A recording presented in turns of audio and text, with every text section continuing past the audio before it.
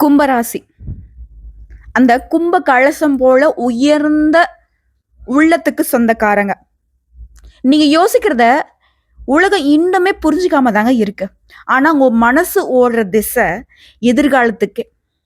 நீங்க நினைக்கிறீங்க இல்லையா, என்னதான் நடக்குதோ தெரியல, நம்ம வாழ்க்கை எதை நோக்கி பயணம் பண்ணுதுன்னே தெரியல, நம்ம ஒண்ணு நினைச்சா அது ஒண்ணு நடக்குது, நம்ம ஒண்ணு செஞ்சா அதுக்கு ஒரு மாதிரி பலன் கிடைக்குது, அட போடா அப்படின்னு அழுத்து போன வாழ்க்கை தான் கும்பத்திற்கு இப்ப இருக்கு.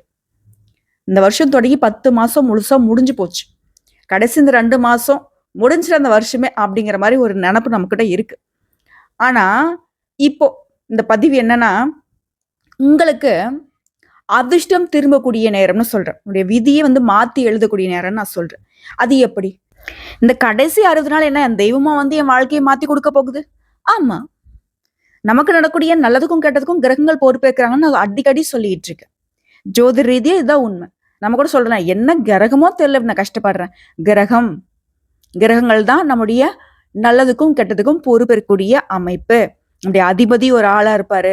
ஒரு அமைப்புலயும் கிரக பயிற்சி, கிரக மாற்றம், அதிசார பயிற்சி, அது இதுன்னு எல்லாம் நிறைய விஷயங்கள் இருக்கு. ஸோ அந்த வகையில இப்போ கடைசி 60 நாட்கள் உங்களுக்கு எதிர்காலம் சிறப்பா மாறப்போகுது. சொல்லப்போனா இந்த உலகமே உங்க காலுக்கு அடியில இருந்தா எப்படி இருக்கும்? நீங்க தப்பா யோசிக்காதீங்க. நீங்க உலகத்துல உயர்வான நிலைக்கு போக போறீங்கன்றத நான் அப்படி சொல்றேன்.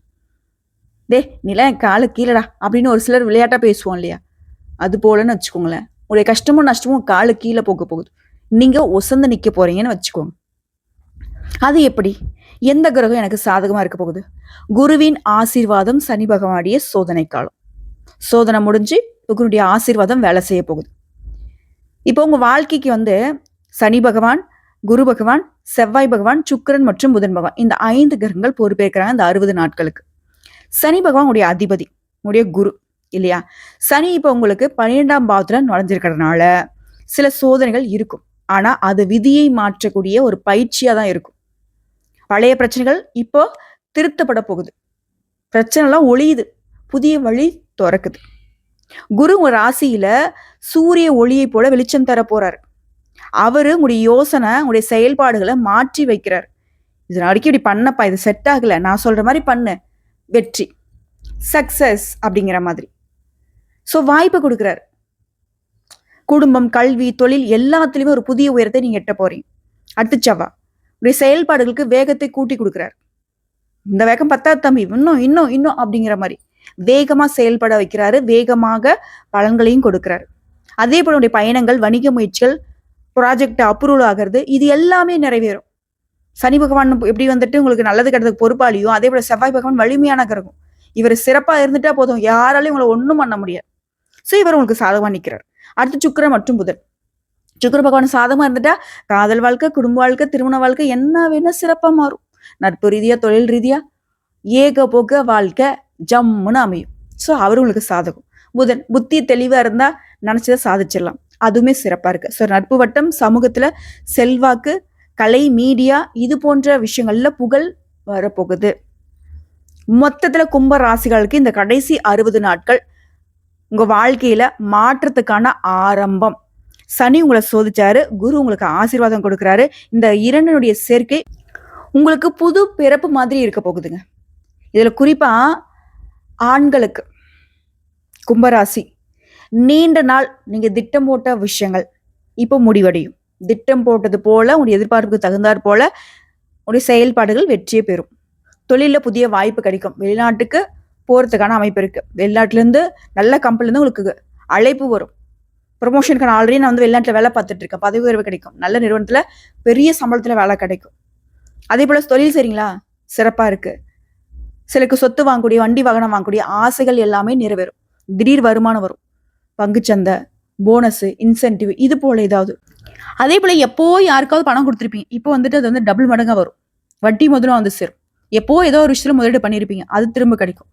சொத்து பிரச்சனை, உங்க பங்கு உங்க கைக்கு சேரும். இதுல நீ கவனிக்க வேண்டிய விஷயம் தெரியுமா?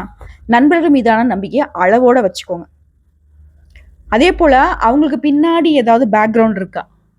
குறிப்பா அரசியல் சம்பந்தப்பட்டவங்களுக்கு உங்களுக்கு செட் ஆகாது. அதனால அந்த மாதிரி ஆட்கள் யாராவது இருந்தா ஒதுங்கிக்கோங்க. உங்களை பொறுத்த வரைக்கும் பரிகாரங்க, சனிக்கிழமைகள்ல இரவு நேரத்துல எள்ளெண்ணெய் தீபமேற்றி சனீஸ்வர பகவானுக்கு ஓம் சனீஸ்வர பகவானை போற்றி போற்றி இந்த மந்திரத்தை சொல்லுங்க. பெண்களுக்கு குடும்ப நிம்மதி திரும்புதுங்க. கணவன், மாமியார், குழந்தை உறவு எல்லாமே மேம்பாடு ஆகுது. புதிய வேலை, புதிய நம்பிக்கை பிறக்குது. கலை, மீடியா, டிஜிட்டல் துறைகள்லாம் வெற்றிக்கான வாய்ப்பு பிரகாசமா இருக்கு. ஸோ பெண்களுக்கு நிம்மதி வந்துருச்சுனாவே எல்லாமே சிறப்பாக மாறிடுச்சுன்னு அர்த்தங்க. சிக்கல் கூட தீர்ந்துச்சுன்னு அர்த்தங்க. இதுல நீங்க கவனிக்க வேண்டிய விஷயம், அரசியல் வேண்டாம், யாரை பத்தியும் எதுவும் பேச வேணாம்.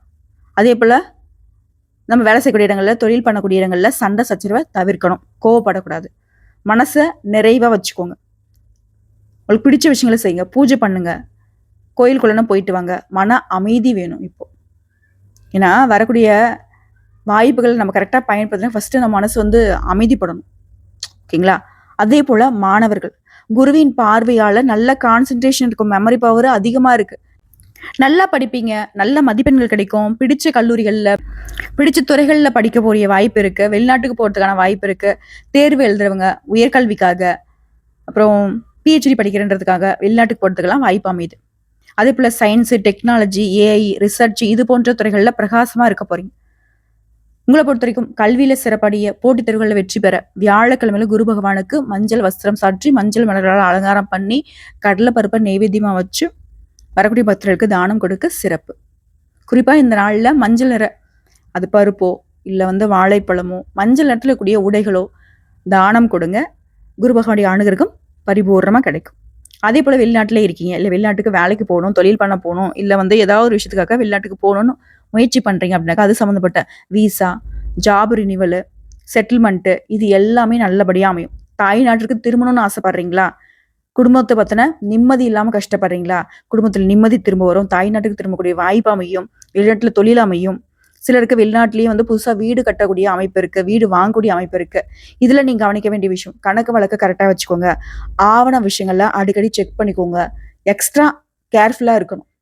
பாஸ்போர்ட், விசா, ஒர்க் சம்மந்தப்பட்ட விஷயங்கள், நம்முடைய ஆவணங்களை கரெக்டாக வச்சுக்கோங்க. ஏன்னா நாடு விட்டு நாடு போயிருக்கும். கவனக்குறைவாக இருந்துட்டு அது ஏதாவது சிக்கல்களில் மாட்டுறதுக்கு வாய்ப்பு இருக்கு. ஏன்னா உங்களுக்கு அதிபதி சனி அடிக்கடி உங்களை செக் பண்ணிட்டே இருப்பார். அதனால நீங்களே உங்களை பரிசோதிச்சுக்கணும்.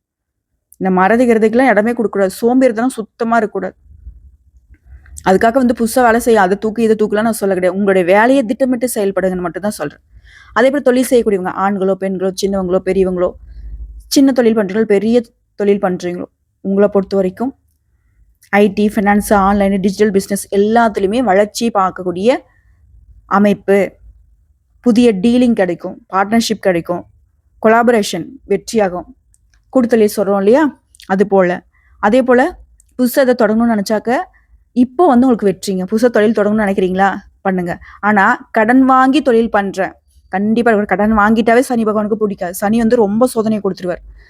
அதே போல் தொழில் வளர்ச்சி பெறணும், கையில் பணம் தங்கணும் அப்படின்னாக்கா உங்களுக்கான பரிகாரம், புதன்கிழமைகள் தோறும் விஷ்ணு பகவானுக்கு துளசி மாலை அணிவித்து தீபம் ஏற்றி வழிபாடு செய்யுங்க. ஏன்னா பணக்கார கடவுள், அவருடைய அனுகிரகம் நமக்கு ரொம்ப தேவை.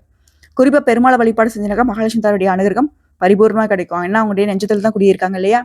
ஸோ ஒரே கல்ல ரெண்டு பாங்கன்ற மாதிரி பெருமாளை வழிபாடு செய்ய மகாலட்சுமி தாருடைய அனுகிரகம் பரிபூர்ணமாக கிடைக்கும். ஸோ செல்வ நிலையில நம்ம மேலே வந்துடலாம். அடுத்த அரசியல்வாதிகள் மற்றும் சமூக தலைவர்கள், குருவின் ஆசீர்வாதத்தால உங்க பேச்சுக்கு பலம் பெருகும், மக்கள் கிட்ட ஆதரவு கிடைக்கும், புதிய கட்சிகள்ல சேர்வதற்கு வாய்ப்பு கிடைக்கும். இந்த இடத்துல நீங்க கவனமா இருக்கிறது என்ன தெரியுமா? சனி பகவானுடைய பார்வை இருக்கு. ஸோ தவறான கூட்டணியை தவிர்த்துக்கோங்க. ஒருத்தான் தப்பான ஆளா அந்த இடத்துல ஒதுங்கியே ஆகணும். அதே போல விவசாயிகள், மழை உங்களுக்கு சாதகமா இருக்கு. புதுசா நெல், மிளகு, காய்கறி இந்த பயிர்கள்லாம் நல்லா விளையும். அரசு சலுகை கிடைக்கும். மின்சாரம் அது சம்மந்தப்பட்ட பிரச்சனைகள் தீர போகுது. பாசன உதவி கிடைக்கும். உங்களை பொறுத்தவரைக்கும் விவசாயத்திற்கு எருமை பசுக்களுக்கு உணவு கொடுங்க. சனிபாவுடைய கருணை உண்டு. அடுத்த கலைஞர்கள் மற்றும் யூடியூபர்கள் உடைய கண்டென்ட் வைரல் ஆகுங்க. ஸ்பான்சர்ஸ், மீடியா கவரேஜ் இது எல்லாமே கிடைக்கும். இண்டிவிஜுவாலிட்டி ஒரு பெரிய பலமாக மாறப்போகுது. அதாவது நீங்க யாரு, உங்களுக்கான அங்கீகாரம் என்ன, எல்லாமே கிடைக்கும். இதில் நீங்க கவனிக்க வேண்டியது என்னக்கா, நெகட்டிவ் கமெண்ட்ஸ் மனசுல வச்சுக்காதீங்க. உங்களை பத்தி முன்னாடி விட்டு பின்னாடி பேசுறான், இல்லை நேருக்கு நேராக பேசுறான், அவனால பேச மட்டும் தான் முடியும், உங்களை வீழ்த்த முடியாது. அது ஃபாலோ பண்ணிக்கோங்க. இதுக்கு மேல உங்களுக்கு அதிர்ஷ்டம் தரக்கூடிய நிறம், திசை, எண்களை சொல்றேன். இப்போ உங்களுக்கு வரக்கூடிய வாய்ப்புகள் நிலைச்சிருக்கா? அதிர்ஷ்டம் தரக்கூடிய நிறங்கள்: நீலம், பச்சை, வெண்மை நிறம். அதிர்ஷ்டம் தரக்கூடிய எண்கள் 8, 4, 1. அதிர்ஷ்டம் தரக்கூடிய திசைகள் தென்மேற்கு, மேற்கு.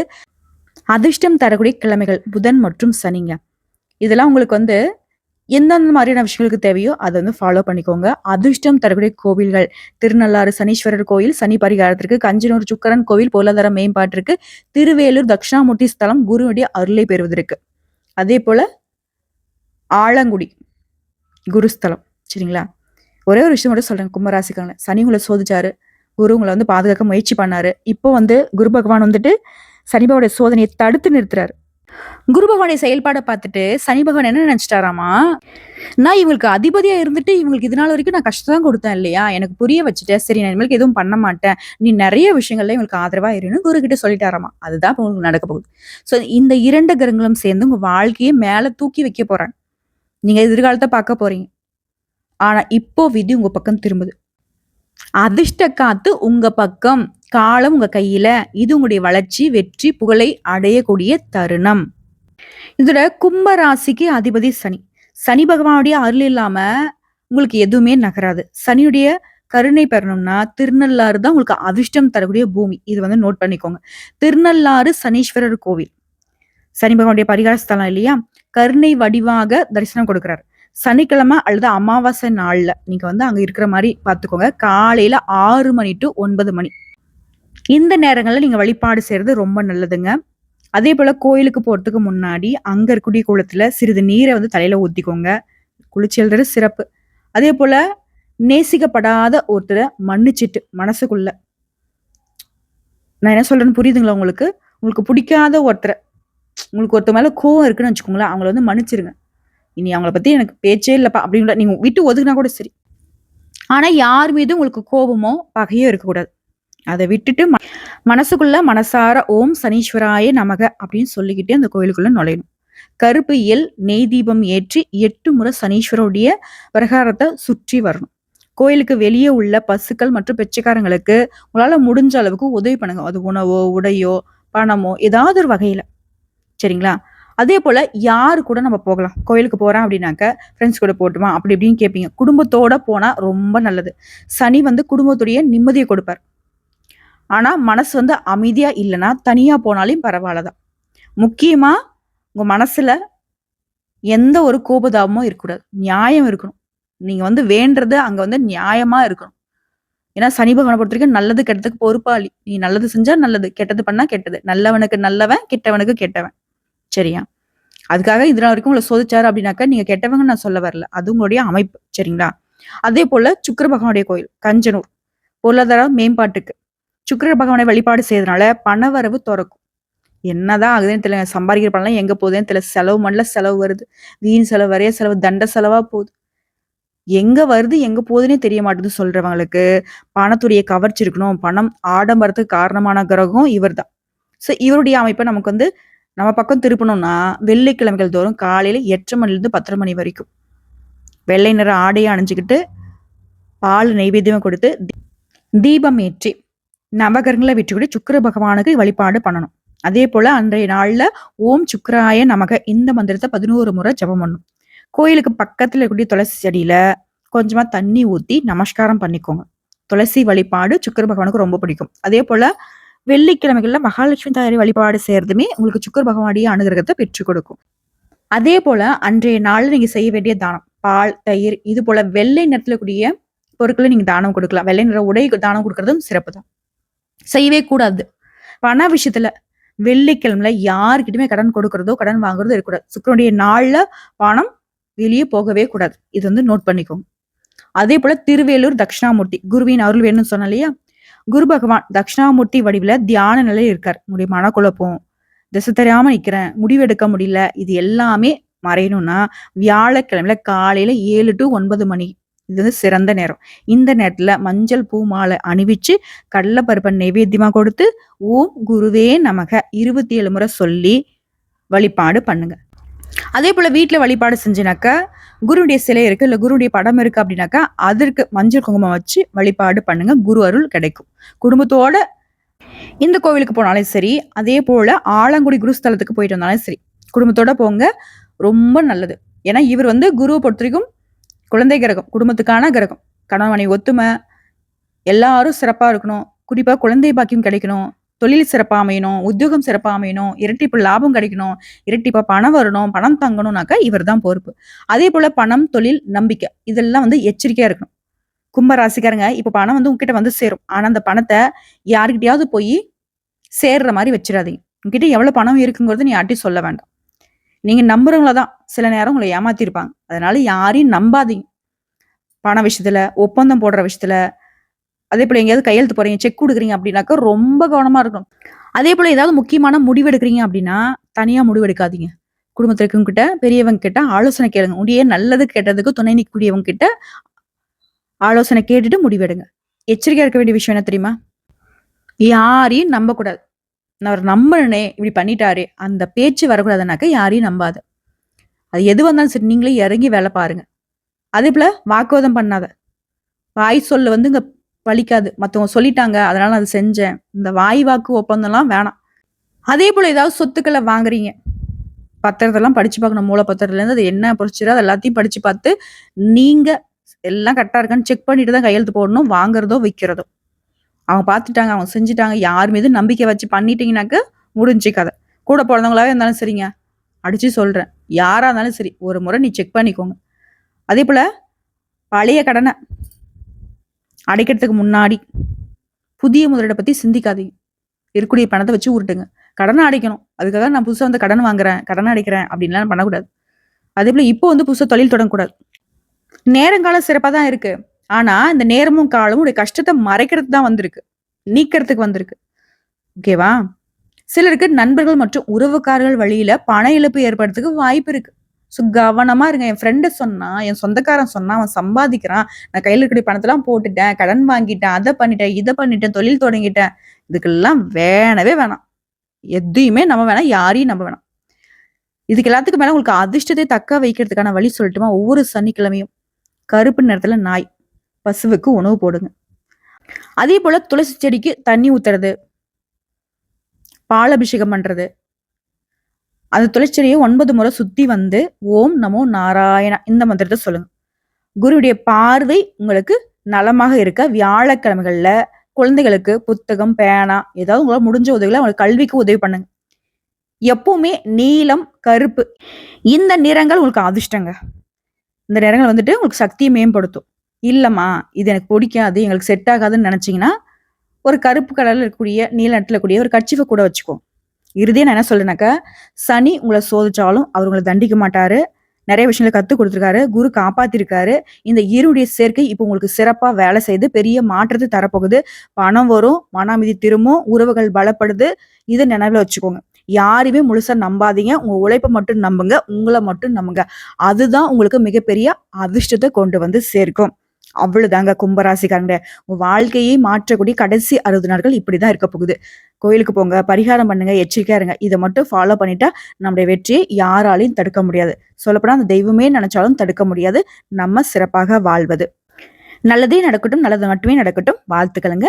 வாழ்க வளமுடன்.